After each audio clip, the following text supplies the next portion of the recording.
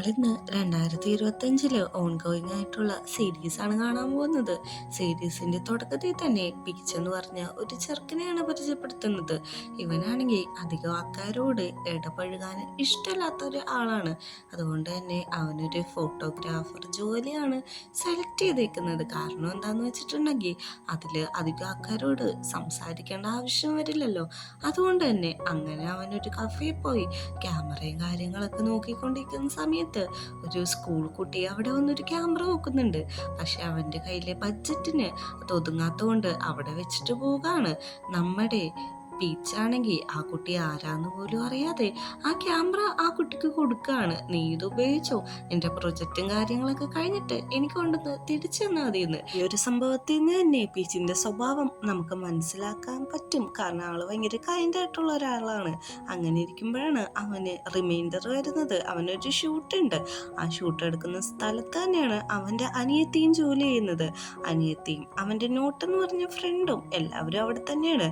ഇവൻ അങ്ങോട്ട് വരുമ്പോൾ എല്ലാവരും പറയുന്നുണ്ട്, നീ ഇങ്ങനെ ഫ്രീലാൻസ് ആയിട്ട് ഈ കമ്പനി ഇട്ട് വരാതെ എനിക്ക് ഇവിടെ തന്നെ പെർമനന്റ് ആയിക്കൂടെ. എല്ലാവരും എത്ര പ്രാവശ്യം ഈ പറയുന്നേന്ന്.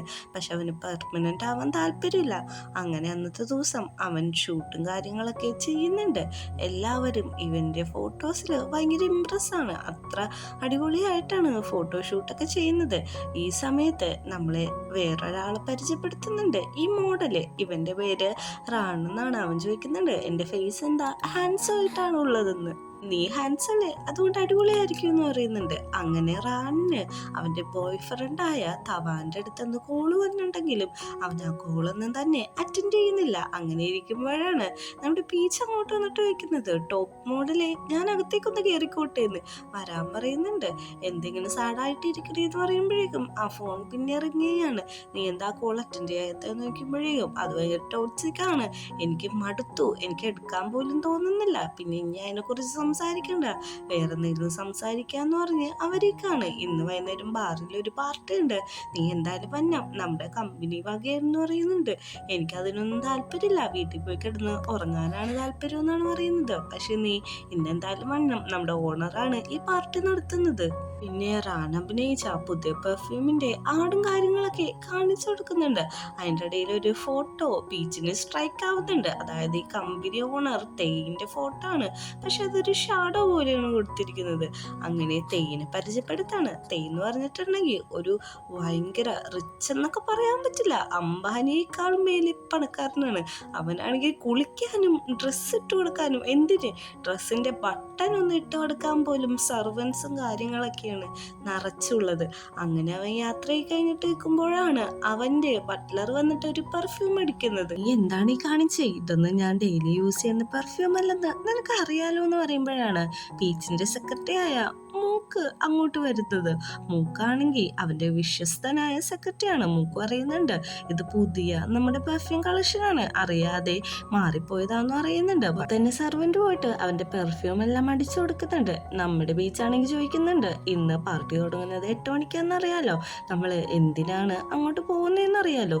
ഇന്ന് അവൻ എൻ്റെ കയ്യിൽ നിന്ന് വഴുതി പോയില്ല എന്നാണ് പറയുന്നത്. അങ്ങനെ പാർട്ടി എടുക്കുന്ന സ്ഥലമാണ് കാണിക്കുന്നത്. പീച്ചും നമ്മുടെ റാനും നോട്ടും എല്ലാവരും ആ പാർട്ടിയിലുണ്ട്. നമ്മുടെ റാം പറയുന്നുണ്ട്, ഞാനൊന്ന് റെസ്റ്റ് റൂം വരെ ഒന്ന് പോയിട്ട് വരാം, നോട്ടെ നമ്മുടെ ബീച്ചിലും ഒന്ന് ശ്രദ്ധിച്ചേക്കണേ, അല്ലെങ്കിൽ അവൻ വീട്ടിട്ട് ഉറങ്ങാൻ വേണ്ടി നേരത്തെ നീറ്റ് പോകുമെന്ന് പറയുന്നുണ്ട്. നോട്ട് പറയുന്നുണ്ട്, അവൻ്റെ കാര്യം ഞാൻ ഏറ്റോളാന്ന്. അങ്ങനെ കുറേ കഴിയുമ്പോഴാണെങ്കിൽ ബീച്ച് ഒന്ന് ഫ്രഷ് ആവാൻ വേണ്ടിയിട്ട് വാഷ്റൂമിട്ടാണ് പോകുന്നത്. അവിടെ നോക്കുമ്പോഴാണ് റാണ് കുറേ ഗുണ്ടകളുടെ ഇടയിൽ പേടിച്ച് വരണ്ടിയിരിക്കുന്നത് നമ്മുടെ ബീച്ച് ശ്രദ്ധിക്കുന്നത്. റാനാണെങ്കിൽ ഇപ്പം ഞാൻ ചാവും എന്നുള്ള അവസ്ഥയിലാണ് ഇരിക്കുന്നത്. നമ്മുടെ പീച്ച് ആ വഴി പോകുന്നുണ്ട്.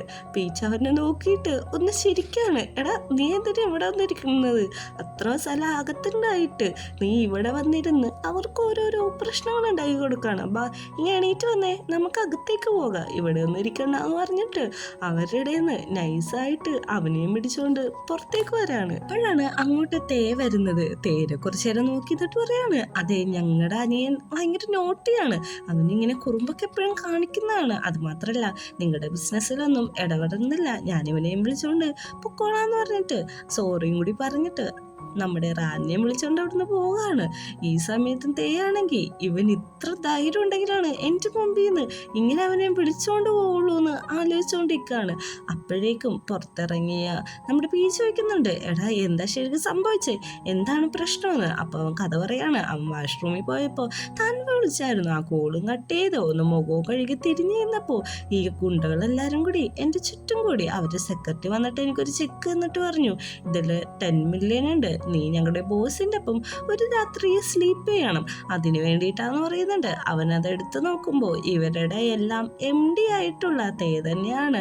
പെട്ടെന്ന് തേ അങ്ങോട്ട് വരുന്നുണ്ട്. തേ പറയുന്നുണ്ട്, നീ അത് കണ്ടല്ലോ, നിനക്ക് അത്രയും പൈസ മതിയോ, നീ എന്താണ് എന്നെ പറ്റി വിചാരിച്ചെന്ന് നോക്കുമ്പോൾ, നിനക്ക് ആ പൈസ വേണ്ടെങ്കിൽ ഞാൻ ബ്ലാങ്ക് ചെക്ക് തരാം, ഇഷ്ടമുള്ളത് എടുത്തോ, എൻ്റെ ഇപ്പോൾ ഒരു രാത്രി കഴിഞ്ഞാൽ മതി എന്ന് പറയുന്നുണ്ട്. ഇത് കേൾക്കുന്ന നമ്മുടെ റാനാണെങ്കിൽ അതെല്ലാം കൂടി ചുരുട്ടി കൂട്ടിയിട്ട് തേയിൻ്റെ മുഖത്തേക്ക് വലിച്ചെറിയാണ്. പക്ഷേ തേയിൻ്റെ സെക്രട്ടറി ആണെങ്കിൽ കൃത്യസമയം അവൻ്റെ ഫേസിൽ അത് കൊള്ളാതെ ക്യാച്ച് പിടിച്ചെടുക്കാണ്. രണ്ടുപേരും കൂടി മുഖത്തോട് മുഖം നോക്കിയിരിക്കുന്നുണ്ട്. അങ്ങനെയാണ് അവന് ഗുണ്ടകള് പിടിച്ചിരുത്തി വരട്ടുന്നത്. ഈ കഥയെല്ലാം റാൻ പീച്ചിനോട് പറയാണ്. നടന്നത് നടന്നു, ഇനിയിപ്പോൾ നീ ഒന്നുകൊണ്ടും ടെൻഷനൊന്നും അടിക്കണ്ട, നീ ഓക്കെ ആണോ എന്ന് വെച്ച് അവൻ്റെ തലയെ തൊടാൻ പോകുമ്പോഴാണ് പീച്ചിൻ്റെ കൈ തട്ടി മാറ്റിക്കൊണ്ട് താൻവ അങ്ങോട്ട് വരുന്നത്. അവൻ വന്നിട്ട് ചോദിക്കുന്നുണ്ട്, പീച്ചിൻ്റെ ഒപ്പം ഇങ്ങനെ കറങ്ങി നടക്കാൻ വേണ്ടിയിട്ടാണോ നീ എന്നെ അവോയ്ഡ് ചെയ്തുകൊണ്ടിരിക്കുന്നത്, അതുകൊണ്ടിട്ടാണോ നീ എൻ്റെ കോൾ എടുക്കാത്തതെന്നൊക്കെ പറഞ്ഞ് ഭയങ്കര ടോക്സിക് ആയിട്ടാണ് ബഹളം ഉണ്ടാക്കിക്കൊണ്ടിരിക്കുന്നത്. അവനാണെങ്കിൽ പറയുന്നുണ്ട്, എടാ നീ ഒന്ന് അടങ്ങ്, നീ കുറച്ച് നേരം ആ കാറിൽ എവിടെയെങ്കിലും പോയിരിക്കും, ഞാൻ അങ്ങോട്ട് വന്നിട്ട് നിന്നോട് സംസാരിക്കാം അന്ന് പറഞ്ഞ് താൻവേനെ അവിടുന്ന് പറഞ്ഞു വിടാണ്. പീച്ചിനോട് സംസാരിക്കുന്നുണ്ട്, എടാ നീ ഓക്കെ അല്ലേ, എനിക്ക് കുഴപ്പമൊന്നുമില്ല, ഞാനിന്ന് പോട്ടെ, നമുക്ക് വേറൊരു ദിവസം ഒരുമിച്ചിരുന്ന് കള്ളുടിക്കാം, നീ എൻ്റെ നല്ല ബ്രദറാണെന്നും പറയുന്നുണ്ട്. അങ്ങനെ നമ്മുടെ പീച്ചാണെങ്കിൽ ബാക്ക് യാർഡിൽ വന്നിട്ട് അവൻ്റെ കാറ് പാർക്ക് ചെയ്ത് അവിടെ ഇരുന്നിട്ട് അവൻ്റെ കൈ മുറിഞ്ഞതിൽ വെള്ളം ഒഴിച്ച് കഴുകാൻ വേണ്ടിയിട്ട് ബോട്ടിലെടുത്ത് തുറക്കുന്നുണ്ട്. പക്ഷെ അവന് തുറക്കാൻ പറ്റുന്നില്ല. അപ്പോഴാണ് അങ്ങോട്ടേക്ക് തേ വരുന്നത്. തേ വന്നിട്ട് ചോദിക്കുന്നുണ്ട്, എന്ത് പറ്റി, ബോട്ടിൽ തുറക്കാൻ പറ്റില്ലേ എന്ന് വെച്ചിട്ട് തുറന്നു കൊടുത്തിട്ട് അത് അവൻ്റെ കൈയിട്ട് വെള്ളം ഒഴിക്കാനും കൂടി സഹായിക്കുന്നുണ്ട്. ഇങ്ങനെ നിന്നിട്ടുണ്ടെങ്കിൽ നിന്റെ ബ്ലീഡിങ് കുറയില്ല എന്ന് പറഞ്ഞിട്ട് കൈ പിടിച്ച് ഒന്ന് ഊതിയും കൂടി കൊടുക്കുകയാണ്. പെട്ടെന്ന് തന്നെ നമ്മുടെ പീച്ചാണെങ്കിൽ കൈ വലിച്ചിട്ട് ചോദിക്കുന്നുണ്ട്, നിനക്ക് എന്താണ് വേണ്ടത്, എന്തിനാ ഇങ്ങനെയൊക്കെ കാണിക്കുന്നതെന്ന്, ഞാൻ ആരാന്ന് നിനക്ക് ശരിക്കറിയോ, നീ എൻ്റെ അടുത്തുനിന്ന് ഇങ്ങനെയൊക്കെ പോകുന്നത് എനിക്ക് ഇഷ്ടപ്പെട്ടിട്ടില്ല, ഞാൻ എത്ര വലിയ പൈസക്കാരനാണെന്ന് അറിയുമെന്നൊക്കെ ഭയങ്കര ഗൗരവത്തിലാണ് പറഞ്ഞുകൊണ്ടിരിക്കുന്നത്. പെട്ടെന്ന് തന്നെ നമ്മുടെ പീച്ച് ഒന്ന് ചിരിക്കാണ്. ചിരിച്ചിട്ട് പറയുന്നുണ്ട്, സത്യമായിട്ട് പറയാലോ, എൻ്റെ റിയൽ ലൈഫിൽ ഞാൻ ആദ്യമായിട്ടാണ് ഇങ്ങനെയൊക്കെ കാണുന്നത്, ഇത്രയും നടേ രംഗം ആദ്യമായിട്ടാണ് കാണുന്നതെന്ന് പറയുന്നുണ്ട്. പെട്ടെന്ന് തന്നെ തേ പറയുന്നുണ്ട്, നീ എന്താ എന്നെ കളിയാക്കാണോ, ഞാൻ തമാശ പറയുന്നതായിട്ടാണോ എനിക്ക് തോന്നുന്നതെന്ന് പറയുന്നുണ്ട്. പീച്ചാണെങ്കിൽ അവന് വായൊക്കെ പൊത്തിപ്പിടിച്ചിട്ട് ഞാനൊന്നും പറഞ്ഞില്ല എന്നുള്ള രീതിയിലാണ് നിൽക്കുന്നത്. ഞാൻ എത്ര വലിയ ആളാന്ന് നിനക്കറിയോ എന്നൊക്കെ പറഞ്ഞ് അവനെ പറ്റി തന്നെ ഇങ്ങനെ പറഞ്ഞുകൊണ്ടിരിക്കുകയാണ്. പക്ഷെ ഇവൻ്റെ ഈ ഷെയ്ഡ് കണ്ടിട്ട് നമ്മുടെ പീച്ച് പറയാണ്, നിന്നെ ഞാൻ എവിടെ കണ്ടുപോലെ തോന്നുന്നുണ്ടല്ലോ എന്ന് പറഞ്ഞിട്ട് അടുത്തേക്ക് ചെല്ലുമ്പോൾ സെക്യൂരിറ്റി ഗാർഡ്സ് എല്ലാം തോക്കെടുക്കാണ്. 2 സ്റ്റെപ്പ് മാറിയെന്ന് സംസാരിക്കാൻ പറയുന്നുണ്ട്. അപ്പോഴും തേ അങ്ങനെ തന്നെ നിൽക്കാണ്. പീച്ചിന് ഇവൻ എവിടെയോ കണ്ട പോലെ ഓർമ്മയുണ്ട്. അപ്പോഴാണ് റാൻ കാണിച്ച ഇവരുടെ തന്നെ MD ആണ് തൻ്റെ മുമ്പിൽ നിൽക്കുന്നതെന്ന് അവന് മനസ്സിലാവുന്നത്. പെട്ടെന്ന് തന്നെ പീച്ച് പറയുന്നുണ്ട്, എടോ താൻ ഞങ്ങളുടെയൊക്കെ MD അല്ലേ, തനിക്ക് കുറച്ചും കൂടെ റെസ്പെക്റ്റ് ആയിട്ട് തൻ്റെ മോഡൽസിനോടൊക്കെ സംസാരിച്ചുകൂടെ എന്നൊക്കെ പറഞ്ഞിട്ട് അവിടുന്ന് അവൻ പോവാണ്. വീട്ടിൽ വരുമ്പോഴേക്കും അവൻ്റെ അനിയത്തി അവിടെ ഉണ്ടായിരിക്കും. നീ എന്തേ രാത്രി എന്നേന്ന് നോക്കുമ്പോഴേക്കും ഓവർലോഡാണ് വർക്ക്, അതുകൊണ്ടാണ് ഇങ്ങോട്ട് എടുത്തോണ്ട് വന്നതെന്ന് പറയുന്നുണ്ട്. അവള് വെറുതെ ഇരിക്കുന്ന സമയത്ത് പീച്ച് വന്നിട്ട് പറയുന്നുണ്ട്, അതെ നീ ഇപ്പോൾ ഭയങ്കര അഡൾട്ടൊക്കെ ആയല്ലോ, അതുകൊണ്ട് പെൺപിള്ളേരിരിക്കുന്ന പോലെ ഒന്ന് മര്യാദക്കൊക്കെ ഇരിക്കും, ഇങ്ങനെ നിക്കറന്നിട്ടുണ്ട് എൻ്റെ മുമ്പിൽ വരല്ലേ എന്ന് പറഞ്ഞിട്ട് അവൻ തന്നെ അവളെ എടുത്ത് ഒരു തുണി കൊണ്ട് പുതപ്പിക്കുകയാണ്. എന്നിട്ട് എല്ലാ ആങ്ങളമാരും ചെയ്ത പോലെ ഇനി തുടങ്ങിക്കോന്ന് പറഞ്ഞിട്ട് അവളെ കൊണ്ട് തന്നെ മസാജ് ചെയ്യിപ്പിക്കുകയാണ്. സംസാരത്തിനൊടുവിൽ അവര് തേനെ പറ്റിയാണ് സംസാരിക്കുന്നത്. അതേപോലത്തെ ഒരു വൃത്തികെട്ടവനില്ല, എല്ലാവർക്കും പേടിയാണ്. റൂമിട്ട് ആര് പോയാലും കരഞ്ഞോടെ തിരിച്ചു വരാറുള്ളത്, ഞങ്ങളൊന്നും ആ ഫ്ലോറിട്ട് പോവാറും കൂടി ഇല്ല എന്ന് പറയാണ്. ഈ സമയം നമ്മുടെ തേയാണെങ്കിൽ അവൻ എൻ്റെ ഹോബി എന്ന് വെച്ചിട്ടുണ്ടെങ്കിൽ പണ്ടത്തെ ഈ തായ് ഭയങ്കര റൊമാൻറ്റിക് ആയിട്ടുള്ള ഡ്രാമകളില്ലേ, അത് കണ്ടത് തന്നെ കണ്ടുകൊണ്ടിരിക്കുകയാണ്. നമ്മുടെ ചെക്കനാണെങ്കിൽ അതിൽ അവർ പറയുന്ന ഡയലോഗ് വരെ കാണാതെ പറയും. അതേപോലെ കണ്ട് കണ്ട് അഡിക്റ്റായി നിൽക്കാണ് അവൻ. അങ്ങനെ ഇരിക്കുമ്പോഴാണ് മൂക്കിനോട് പറയുന്നത്, ഈ ചാനലിനോട് പറയണം ഇങ്ങനത്തെ സീരീസിനെ കുറച്ചും കൂടി പ്രൊമോട്ട് ചെയ്ത് അത് തന്നെ വെക്കാനായിട്ട്. അങ്ങനെ പിറ്റേ ദിവസം ആകുമ്പോൾ മൂക്കാണെങ്കിൽ ഞാനിന്റെ പ്രൊഫൈൽ പിക്ചറൊക്കെ കാണിച്ചു കൊടുക്കുന്നത്. അവനിത് നോക്കുന്നുണ്ട്. അവിടെ വേറൊരു ഫയൽ ഇരിക്കുന്നുണ്ട്. ഇതാരുടെയെന്ന് നോക്കുമ്പോഴേക്കും ഇതാ പീച്ചിന്റെ എന്ന് പറയുന്നുണ്ട്. പെട്ടെന്ന് തന്നെ വേണ്ടെങ്കിൽ ഞാൻ എടുത്തോളാം എന്ന് പറയുമ്പോഴേക്കും ആരും പറഞ്ഞു വേണ്ടെന്ന്. ഞാൻ നോക്കട്ടെ എന്ന് പറഞ്ഞ് പീച്ചിന്റെ പ്രൊഫൈല് അവിടെ നിന്ന് നോക്കുന്നുണ്ട്. അണ്ടു പറയുന്നുണ്ട് ഇന്ന് ഈവനിങ്ങിലേക്ക് വേണ്ടിയിട്ട് റിച്ച് ആയിട്ടുള്ള റെസ്റ്റോറൻറ്റ് ബുക്ക് ചെയ്തേക്കാൻ എനിക്ക് ആവശ്യമുണ്ടെന്ന് പറയുന്നുണ്ട്. നമ്മുടെ പീച്ചിനെ കാണിക്കുമ്പോൾ അവൻ രാവിലെ തന്നെ ഭയങ്കരമായിട്ട് കിടന്നുറങ്ങിയിട്ട് ഭയങ്കര ഹാപ്പി ആയിട്ടാണ് എണീക്കുന്നത്. അവൻ എണീറ്റ് ജനൽ തുറന്ന് നോക്കുമ്പോൾ താഴെ ഗാർഡ്സ് എല്ലാവരും നിൽക്കുന്നുണ്ട്. പെട്ടെന്ന് തന്നെ അവൻ ഒളിക്കാൻ വേണ്ടി പുതപ്പിൻ്റെ അടിയിൽ കയറി കിടക്കുന്നുണ്ട്. ആ സമയത്ത് തന്നെ അങ്ങോട്ട് വാതിലൊക്കെ പൊളിച്ചിട്ട് ഭയങ്കര വൻ സെറ്റപ്പിലാണ് കടന്നു വരുന്നത്. അവൻ വന്നിട്ട് തോക്ക് ചൂണ്ടി നിൽക്കുന്നത് കാണിച്ചാണ് നമ്മളെ കാണിക്കുന്നത്. അവിടുന്ന് സീൻ കട്ടായിട്ട് ഈച്ചാണെങ്കിൽ താഴത്തേക്ക് ഇറങ്ങി വരാണ്. ഇത്ര നേരം കണ്ടത് അവന്റെ ഇമാജിനേഷൻ മാത്രമായിരുന്നു. താഴത്തേക്ക് വരുമ്പോൾ തന്നെ മൂക്ക് വയ്ക്കുന്നുണ്ട്. നിനക്ക് റെഡി ആവാൻ എത്ര സമയം വേണമെന്ന് അവനൊന്നും മനസ്സിലാവുന്നില്ല. പെട്ടെന്ന് തന്നെ അകത്തിരിക്കുന്ന തേന് നോക്കുന്നുണ്ട്. 15 മിനിറ്റ് ഞാൻ തരാം.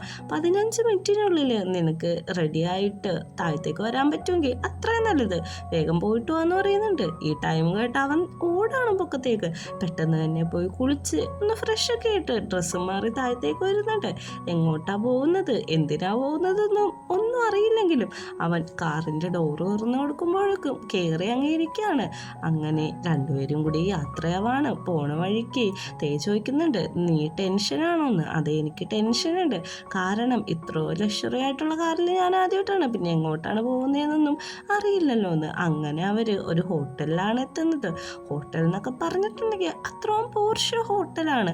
അവിടെ എത്തുമ്പോഴേക്കും നമ്മുടെ പറയുന്നുണ്ട് നിനക്ക് എന്താണോ വേണ്ടത് അതൊക്കെ നീ ഓർഡർ ചെയ്തോ, ഒരു കുഴപ്പമില്ല, കാശൊരു വിഷയമല്ല എന്ന്. പക്ഷേ പറയുന്നതൊന്നും അവന് മനസ്സിലാവുന്നില്ല. മൂക്ക് പറയുന്നുണ്ട് നിനക്ക് എന്താണോ വേണ്ടത് അതൊക്കെ ഓർഡർ ചെയ്തോളാണെന്ന്. അപ്പോഴാണ് അവരിയ്ക്കണ റെസ്റ്റോറൻറ്റിൻ്റെ ഡിസ്റ്റൻസ് നമ്മളെ കാണിക്കുന്നത്. രണ്ടും രണ്ടറ്റത്താണ് ഇരിക്കുന്നത്. അതും അത്ര ലോങ്. പെട്ടെന്ന് തന്നെ അവൻ ആ ചെയർ എടുത്തോണ്ട് വന്നിട്ട് തേൻ്റെ അടുത്ത് ഇരിക്കുന്നുണ്ട്. ആട്ടോ അറിയുന്നുണ്ട് എനിക്ക് അവിടെ ഇരുന്നിട്ട് കേൾക്കാനൊന്നും പറ്റുന്നില്ല എന്ന്. ഓക്കെ ഞാൻ സ്ട്രെയിറ്റ് ആയിട്ട് വരാം. നീ എന്നെ ഇങ്ങോട്ട് കൊണ്ടുവന്നേക്കുന്നത് ഫുഡ് കഴിക്കാൻ വേണ്ടിയിട്ടല്ല.